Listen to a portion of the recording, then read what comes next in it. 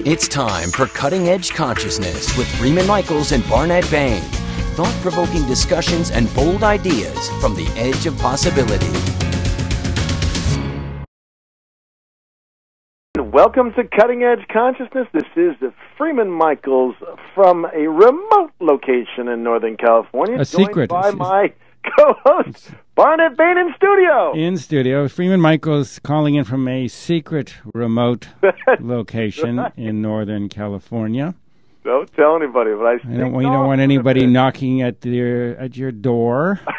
They found out. They found me out. Hey, listen, I'm excited about our conversation today. You know, we've been working. I'm up here in Northern California working on the book. Pounding on the book. Your Creative Advantage. And yeah. I want to jump right in, kind of a 2-foot jump, if you will, get deep into it. It's actually something that we've written about in the book. It's something, Barnett, that you initially authored and I played with a little, but it's the idea, of course, that when we talk about the creative advantage, we start from a fundamental premise that nothing uncreative exists. And what we mean by that is every act, every choice, every decision, every thought, every response, every perception is creative. And to the degree we have consciousness, we recognize we're the creators in that we're generating everything. That everything is being generated in our lives and that's being experienced, that there is this creative flexibility within it.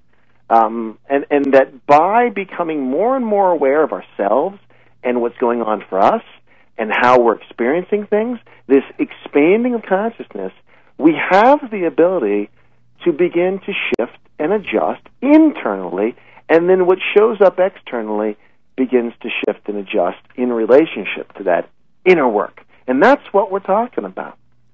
So what you're saying is that the key to thriving in this new operating system is to operate from the assumption that we each write the script of our lives individually and that we are the director of every single facet of experience. Yeah, at first that's overwhelming, and I get that. When we begin to be hit with this idea that we are authoring all of it, at first we start to question that, like, well, did I create this? Well, it's not just overwhelming. I mean, to many it sounds outrageous. It does. When I suggest this degree of responsibility for everything that we've created in our personal world, there is typically resistance. Of course. And that's fine. I mean, the resistance is a part of the process. It's the developmental stage. At first, we see everything is happening to us, and then as we begin to sort of entertain these ideas and play with them a little bit, this, of course, is the sometimes called law of attraction, reality creation, just the concept that we create our own reality. That by the way we choose, that we have choice, that we have some level of choice in the way we perceive things, and the way we interact with things, that then shifts the things themselves. It is a big concept, but once we get it, it's a very empowering concept, because if we are at the effect of something outside of ourselves, then we really become, in essence, victims. That's victim consciousness, that things are happening to us, and we're limited in how we can respond to it because it's not us; it's happening to us. And so you're talking about taking responsibility, and one of the pushbacks, I think, is because we so often think of responsibility itself as an obligation or a burden, and that is the result of us all having been inundated from all sides with all kinds of negative messaging and associations about responsibility that usually, when I hear that word responsibility, there is a part of me who very young who can still feel and still shrinks back from a mental image of a finger being wagged, a warning finger being wagged sternly in my face, and responsibility in that from that perspective was a euphemism for blame or threat. Right. And that comes from family and religion and advertising and entertainment. They've all left their mark there. But that has not been helpful. But there's more to it. Responsibility is a measure of one's personal ability to respond. And in that way, it's a magic pill that can turn challenges and triumphs alike into a great gift. And as we start to work with these principles, you and I both know, because our lives have changed. It's not, it starts off as a concept. We kind of understand it cognitively, but then the actual experience of making these internal shifts and watching the external world line up is what brings us back for more. And I think there's a point that we make, too, about going deeper. This kind of goes back to when we're talking about with Gene Houston, about the spelunking and the depths and the caves of our own unconscious world, of our own, the depth of our experience and what's in there. And as we start to uncover this stuff, we begin to have a sense of freedom, a sense of permission, whereas before, because it's denied, because it's rejected, because it's pushed down, it appears as if it's coming at us in the world. It appears as if it's a creation of the world, whereas when we get involved in tapping into what's going on inside of us and begin to own that, then what comes at us is very different than when we're when we're locked into the shame and the guilt and all those ways of perceiving parts of ourselves that heretofore we haven't known what to do with. Yeah. There are, of course, some great enemies of responsibility, some surefire buzz killers that we're intimate with. That we're very intimate with.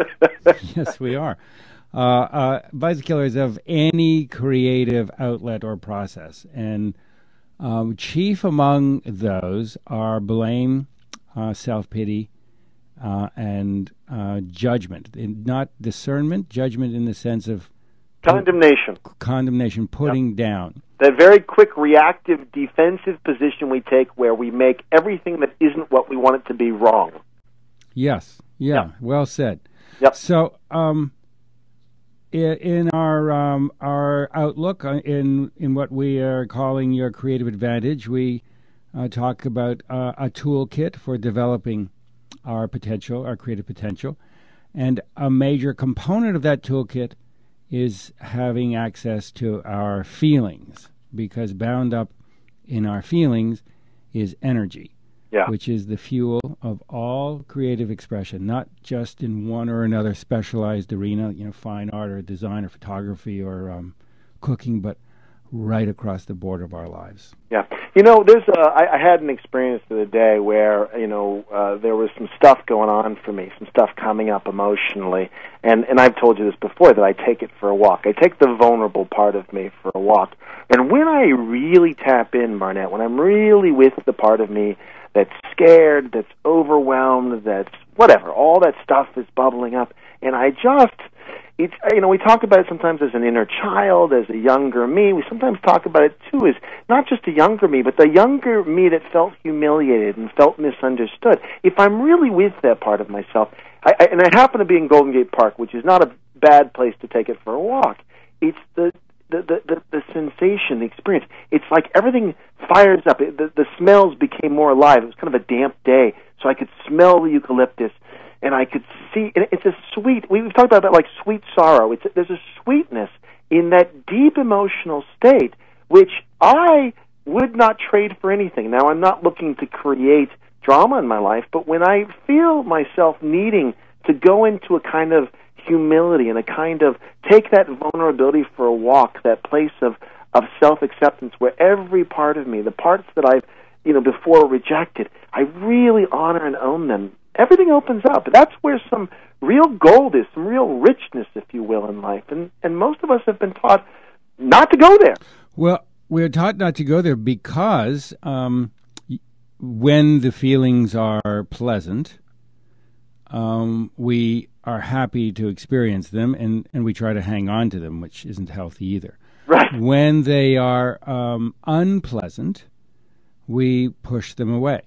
Yeah. And sometimes when they are very unpleasant, we attempt to insulate ourselves from them by creating, by fabricating these mental stories around the most uncomfortable feelings. So it shows up like my boss is plotting against me. Right. The real feeling is I'm afraid I'm going to lose my job. It's the fear. Or my husband is in failing health. The real feeling is what will become of poor me. So one of those feelings is a self-pity, and the other one is a blame. My boss is plotting against me, and there's a blame thing that we cover up with a self-pity story. I'm afraid I'm going to lose it'll be his fault.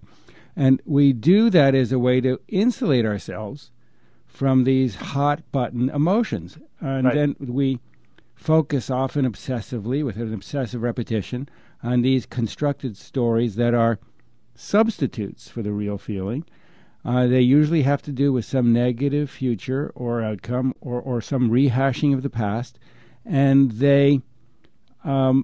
the reason they don't ever go away, I find, you find, and doubtless our listeners will find too, is because we are not really allowing ourselves to feel the underlying too scary feeling. Right. And so it keeps hanging around. It lingers. It doesn't just linger. It's got it festers. Our lives begin to design around these, and we've called them internal scripts. That's the way we've talked about in the past. Yeah. And so, you know, I think the last time we referenced it, we were talking about, you know, money, and we were talking about how there's if we don't, something like feeling lovable, or, you know, if we've got a history where we don't feel lovable, we've got this profound insecurity, then the internal script is something like, you know, no one will truly love me for who I am, therefore I draw people in and control them with money, so I don't have to face the possibility that I'm going to be rejected. Yeah. And that script, that internal script, that interpretation of some painful event or series of painful events is, in essence, running the show. And then our lives become compensations for that interpretation. And the interpretation, it's generally, it gets embellished far beyond just an interpretation. Yep. We generally spin, we weave an entire mental construct that is very, very charged. Yep. Where we can get all righteous or self-pitying. We can get we have this kind of virtual emotion, but it's not a real emotion. It doesn't contain... We bring this up because emotion, as we said earlier, contains an energy. Emotion, energy, motion. It contains an energy that is the fuel of all creativity. And unless we allow ourselves to become close to our emotions, feel them deeply, and then release them, they will all pass through like house guests. You know, they eventually, like house guests, they all leave. But first they need to be dealt with. And when we refuse to feel them, because and surround them with a fabricated story that allows us, instead of feeling that, allows us to feel helpless or righteous or blaming, and we get the story that we are entitled to have these feelings. They become substitutes, and the real feeling that is festering underneath never goes away. That's it. And the substitute feeling, which is completely mental, and so it doesn't arise out of anything from your subconscious. We've created it. It therefore has no creative fuel to release. Yeah, that withheld emotion, which we keep recreating, creating the trauma. We keep our universe keeps showing up this way, and that sort of unfortunate house guest never leaves because we are so... It never leaves, and it turns toxic. That's it. And the story that we tell ourselves, the bad story that we tell ourselves about the future, the worry story, the blame story, the self-pity story that we've used to distract ourselves from feeling it in the first place, it all by itself has no value except to... perpetuate the discomfort. But when felt, no matter how many times, no matter how many years we continue to indulge that story, it can never release any raw creative energy because it doesn't contain any. Yeah, so here's the place of empowerment. We're creating it. And that's where if we start to look at how we're creating, recreating, traumatizing, and re-traumatizing ourselves over and over again, that our experience, our perspective, that deeply held belief then is skewing our perspective. The world is showing up in a particular way. But see now, here's the point we go back to the beginning at, that nothing uncreative exists.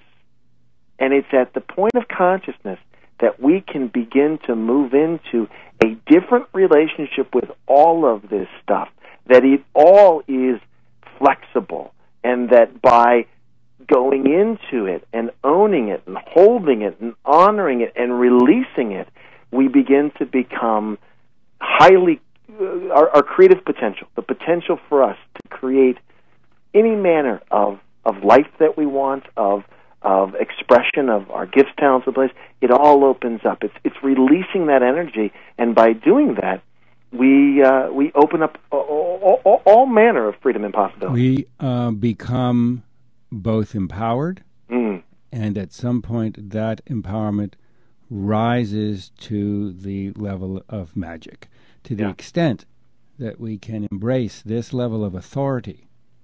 We are able to wield more active choice with respect to the outcomes of things that seem to be previously below the waterline or beyond our influence. That's right. We become empowered. We become magical. And that's when the fun begins. So the book that we're writing, this book that we keep promising, it's in the works. Put me down for a copy. What's that? Put you down for a copy. Here's the part that's the most sort of significant, is that part of what is unfolding, Barnet, is that we're doing our work. And it's playing out as we're working with this material. Not that we haven't been for, in your case, probably a decade or so more than me, but for quite a long time, this has been our personal journey. The two of us happen to come together and are sharing, what your background and my background, and then very much in the now, right now, working through how this material is showing up for us. You mentioned, I think it was in the last show we did, where you had the stackers, the car issues, and how you were responding to that in a way that was constructive, whereas in the past, the tendency, the habitualized tendency to go into that disempowering place of acting like it's happening to you versus responding to what it's triggering internally and being with the parts of you that are being exposed. See, that's where it's real, it's now, it's our process, and then each piece of this puzzle, as we're sort of dropping it into, chapter 1 or chapter 6 or whatever, is playing out in real time, and we're sharing it. We are sharing it, and one thing about real time is that it does flow away, and I think we have come to the end of this podcast. I'm thrilled that we have the chance to do it, even with with my remote location. Even with your fans banging at the door. That's right. We got a chance to go through and discuss some important stuff. Thanks so much, Barnet, and thank you all for listening to Cutting Edge Consciousness. If you enjoy the material, A, please keep coming back, and B, send it on to folks. Share it with whomever you would like to. And thanks for listening.